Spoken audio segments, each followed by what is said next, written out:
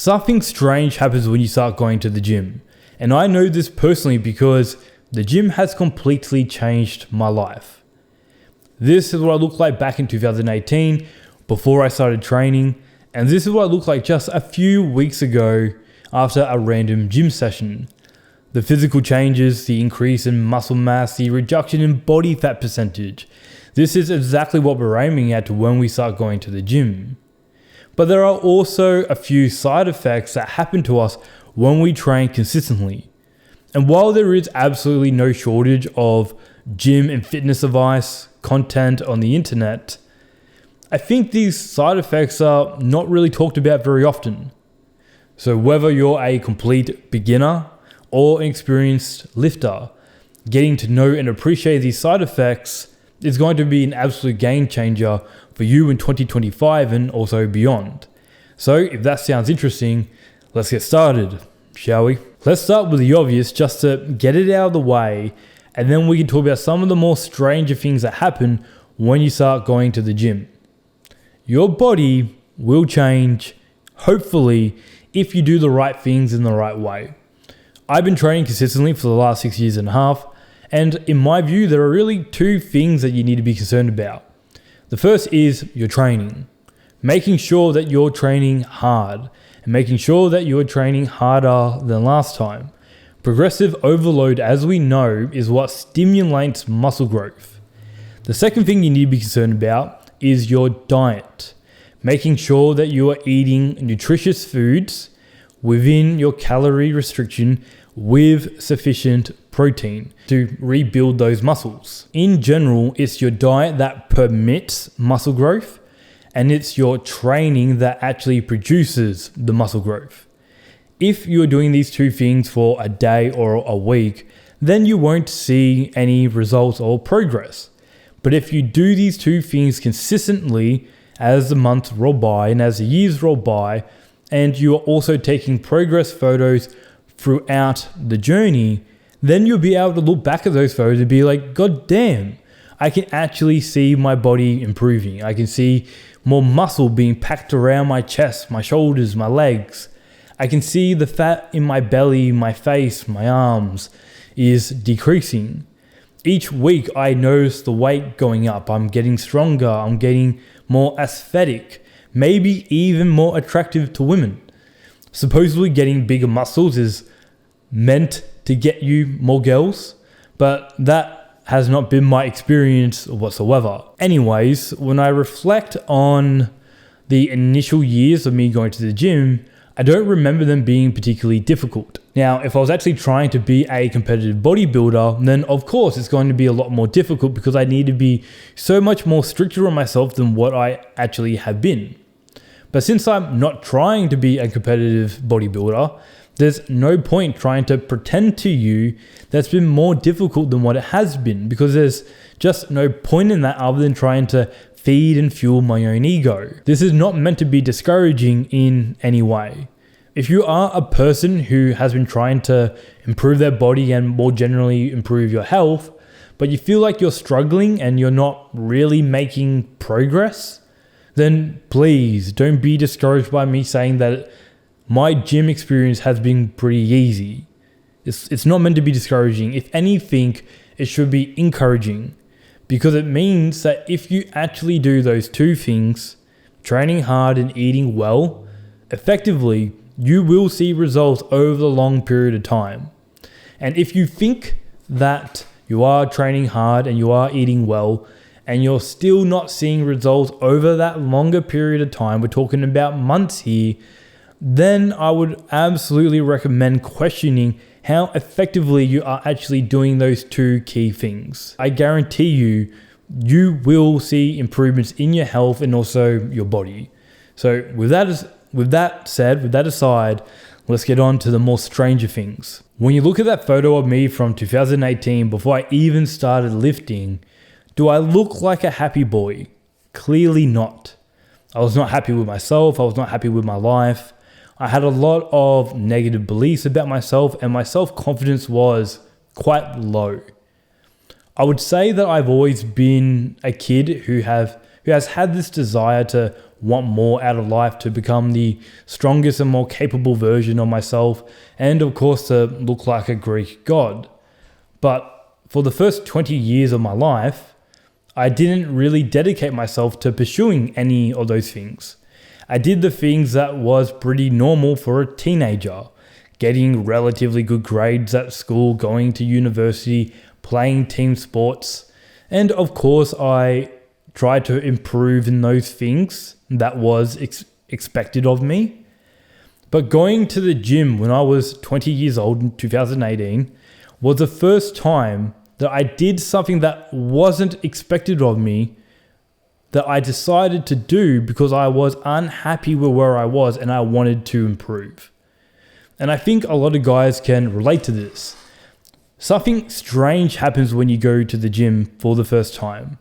It's the first step in your self-improvement journey. It's the first commitment that you make to yourself, that you're going to dedicate your life to a life of self-improvement.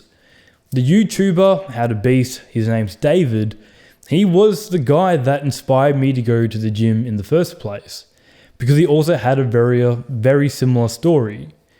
He tells a story that he was in a rather dark place, he felt like a loser, and the very first thing that he did was go sign up to a gym. He saw progress, he saw results, he saw his body improving. Some other strange things that we're going to talk about started to happen too, and I found that quite inspiring. So that's what I did. I signed up to a gym. I dedicated myself to a life of self-improvement. If you're someone watching this who has been training in the gym pretty consistently and regularly, I'm sure that you can relate to this as well. Something would have happened and you decided to go to the gym because you wanted to improve your life, your body, your physique, get stronger, whatever that reason was. You have dedicated yourself to improving. And if you are a complete beginner, then this strange thing that happens is probably likely, I would say. When I made that commitment that I'm going to go to the gym, I'm going to dedicate my life to a life of self-improvement, I had a very large problem. I knew nothing about lifting weights. I knew absolutely nothing about strength training. So I bought a program from How to Beast. It was a 3-day per week full body program, and I followed that religiously. I did every exercise it told me to do for every set and every rep. And very quickly, honestly, very quickly, within a couple months, I started to see results. I started to see progress. First and foremost in my lifts. I was only squatting the bar to begin with, but within a month or a couple months maybe, I was squatting one plate, 60 kilos. And in a few more months, I was squatting 100 kilos. And then I also saw improvements in my body when I took these progress photos and when I looked in the mirror. And it was all just very satisfying. I got good dopamine. I'm going to go on a little bit of a dopamine tangent here because I think it's really important to understand dopamine. Dopamine is the chemical responsible for the pursuit of a goal. It gives you that desire and that motivation to go after what you want. Good dopamine is received when you get a reward that required some effort to obtain, and it contributes to the development and progress of your character, like XP in a video game. But on the other hand, bad dopamine also exists. See, bad dopamine is received when you get a reward which required no effort at all. And it actually contributes to the destruction of your character. You are either collecting good dopamine, which builds positive momentum in your life, and you're spiraling upwards and becoming the main character and hero of your life, or you are collecting bad dopamine, accumulating negative momentum. You are spiraling downwards to the destruction of your character. So you can either be the hero of your life or the villain. Positive momentum works in a rather similar way. When you see yourself where you were only squatting just the bar, basically no weight, and within 6 months you're squatting 100 plus kilos, you begin to think, what else can I do? It's this idea of what else can I do that is so important to me. The physical gains that you get when you go to the gym is pretty self-explanatory, But the mental gains that you get when you go to the gym is much more important. Building muscle is a stress response. You take your muscle to the edge, to the limit of what it can do, and then you let it rest. Letting the body allocate resources to rebuild that muscle. And when you do that time and time and time again, the limit of what that muscle can do expands. It adapts to a more stressful environment. This is true for anything that you want to improve in, anything that you want to get better at. This process of muscle growth, this driving function of muscle growth, is a metaphor for life. A couple years ago, I went skiing with a couple mates, and I never went skiing before. On day one, I barely could stand up, but on day two, I was able to propel myself forward on flat ground. On day three, I was able to make my way down gentle slopes, and on day four, I was able to more confidently go down slightly steeper slopes. Or maybe I want to improve at presenting on this YouTube channel. Well, I need to work on my pronunciation. I need to vary my rate of speech from fast and slow to make it more interesting to listen to. I need to vary my tonality where I can reach high highs, but also some lows. And the thing about all of this is that when we try to do this for the first time, it's unfamiliar, it's uncomfortable. But if we do the repetitions, like literally we do the repetitions, we improve. The limits of what we can do expand. This is what the gym taught me more than anything else. If I do the repetitions required, I can improve in the thing that I'm wanting to improve at. I can get better if I do what is required. And that, my friends, is what true confidence is.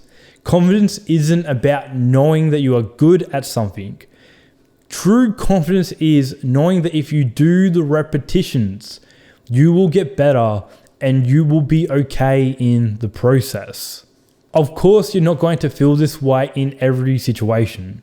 Some vulnerabilities and insecurities are so painful and deep-rooted, the only way to address them is to literally confront them, to be exposed to them, and to incrementally see improvements over time, where you learn that you don't need to be insecure about this. You don't need to feel so vulnerable anymore because you are getting better, you are improving, and that's what matters here. Doing the repetitions and improving in the gym was what built that initial positive momentum in my life, where I begin to gain more confidence in my capability and my own strength to do other scary things, like quitting my job, moving to a new city, starting this YouTube channel. The gym is where it all started for me. And I'm sure that plenty of other guys can relate to that as well. Do you know what happens when you have no physical gains and you have no mental gains? You are an easy target for bullies. And that is exactly what I experienced before I started going to the gym. I don't know if it was because I was just so small and looked so weak and my low confidence was just that obvious. But when I went out, it was quite common for other guys to try to intimidate me. There was one occasion that is permanently burnt into my memory. It was the first time that I went to a nightclub. I was dancing with these two girls, and that was already a rather stressful thing to do. But these girls went off to go get themselves a drink, and immediately I was swarmed by four Titanic looking humans. 6'5", over 100 kilos, completely surrounded me, laughing at me.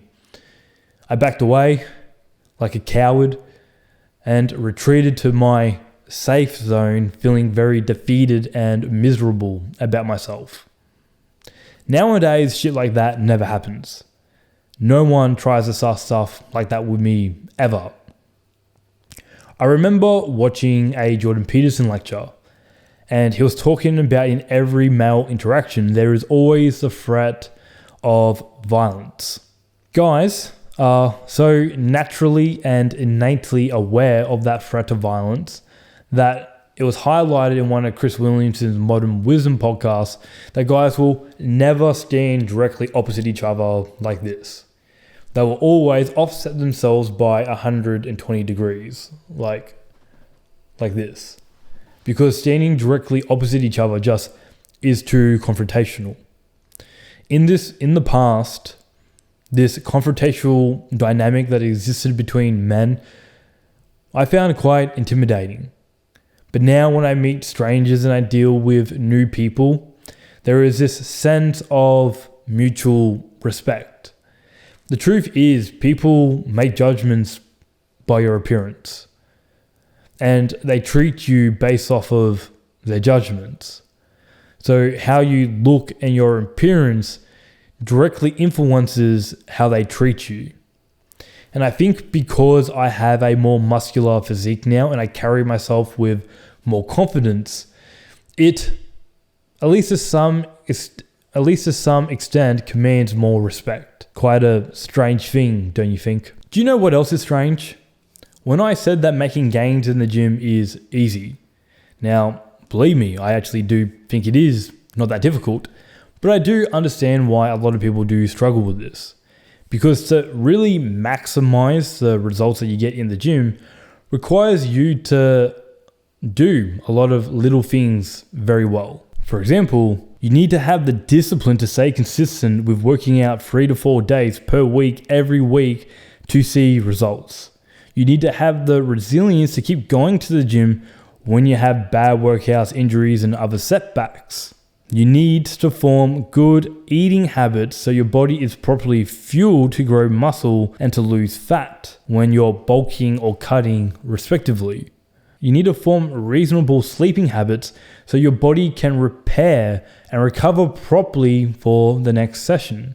So you can see that there's a lot of moving parts that you need to do quite well to really maximize, to really optimize the results that you see in the gym. The positive thing here is that most of this is interchangeable skills that you're learning. Sleeping well is going to transfer to every area of your life. Eating well is going to transfer well to every area of your life. Having a quality of discipline and tenacity and resilience is going to transfer to every area of your life. So the gym is acting as a type of catalyst to really develop yourself as an individual. And that's not to say that there are not assholes in the gym, but they teeter to the more narcissistic sides of thing, and I rather not think about them very much. My point is the likelihood of you being successful in other areas of your life, if you're successful in improving your body and improving your health, is quite high because you have to get good at so many other things. At this point, you might be feeling, God damn, I want to get in the gym. I want to get these physical and mental gains. I want to prove to myself that I can do fucking hard shit. And if you're a beginner, we're going to talk about that. But if you're a intermediate and advanced lifter, I think you'll find some relatability at the very least in what I'm about to say. There is a lot, so much fitness and gym advice online. Too much. And a lot of it, unfortunately, is pretty bad, absolute rubbish, if I'm going to be honest. But I've been also watching fitness content for a long time now, almost 7 years at this point. So there are some people that I am prepared to give my stamp of recommendation on, and I don't take that lightly by any means. The first is David from How to Beast. He's the guy that got me into lifting, going to the gym, and self-improvement in general. A lot of his content is about general self-improvement in dating. So if you only want to focus on the fitness, gym, lifting side of things, Jeff Nippard, Sean Nalawani, Renaissance Periodization, Mike Israetel, you probably know him, and Coach Eugene are some guys that I would highly recommend. If you follow the advice from any of these guys, you're going to be fine. I think probably the biggest mistake that a lot of beginners make is not knowing what they're doing. Like, very simply, just not knowing what they're doing. They go to the gym, they try to start programs, or they try to start their own programs for the matter, but they have no idea what exercise selection to do. They don't know how to structure it. They don't understand rep ranges, sets to do, progressive overload, and also recovery. So as a beginner, until you learn what exercises you like to do and how you like to do them, I think following a program like I did to get started is going to be invaluable. I highly recommend the Beastly app from How to Beast. I've been using that since 2020. I also bought a couple programs from Jeff Nippard as well. The benefit of buying a preset program that you can just follow is that it gives you peace of mind when you walk into the gym for the first few times.